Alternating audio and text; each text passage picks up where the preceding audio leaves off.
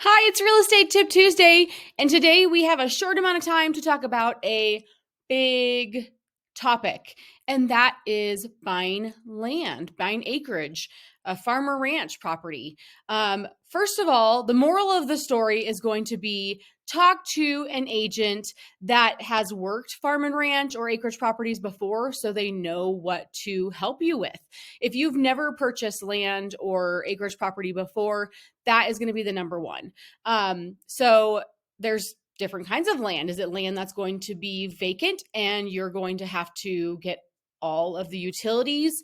So starting off right there, if you've never purchased land, let's have a conversation about what that looks like to buy vacant land versus buying land that maybe already has a structure on it and already has all of the amenities to it, like electricity. If that property doesn't have electricity to the lot line, that can be very, very expensive to even get a pole to the lot line and then having, electricity to the property. Are you thinking of being off grid completely? That's a whole other ball of wax. Some people have never even heard of a septic system before. They have no idea what a septic tank is. That's fine. That's what I'm here for, is to help people figure out what questions they need to ask when purchasing land property. Now, if you are not new, but it's been a while, or you're maybe new to the area, or you're new to having animals, there is a whole other list of questions to ask then at that point too. So if you're thinking about doing this in the future, or even right now, you may need to do some heads up research, like what county you're going to.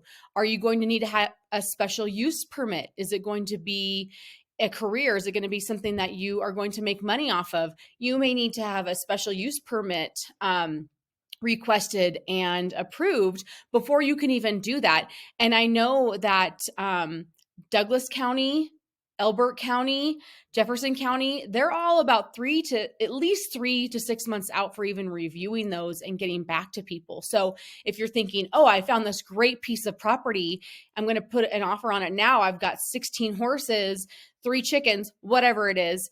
You need to hold on a little bit, and we need to do some research before even putting an offer on that property, because the zoning has a lot to do with it.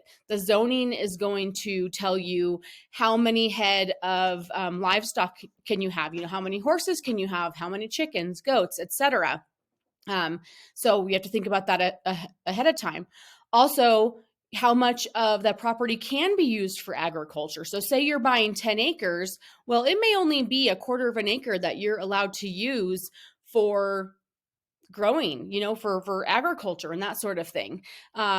Water, another huge one. So not only the water for your home that may need to come from a well. So if you're buying vacant property, is water even accessible on that property? That's a huge one. I know a lot of people want to live in the foothills, but it's really hard to find water in that bedrock. So water's huge. And even if it has a stream or a creek or a river or something running through the land, does not mean that you would have access to it or be able to use it for your personal or for your property needs. So these are huge things to think about. Water, septic, permitting for if you're going to have a farm.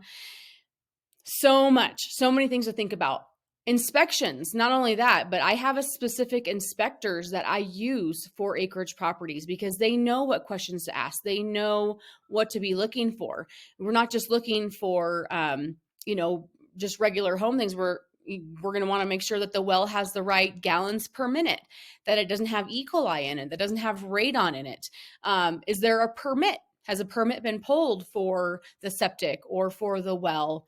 Or for the building, even, for that matter. I also know that there are some acreage properties out there that do not allow for anything other than a home to be on there, maybe a shop or a shed or something.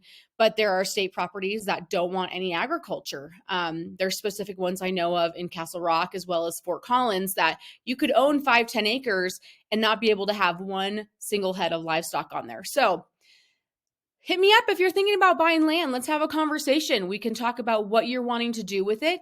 That can help us figure out where you're going to go and what you need to do ahead of time to prepare yourself for that. If you have any questions, please send me a message. Let me know in the comments below what else we should look at. And hope you all have a great rest of your week. Bye.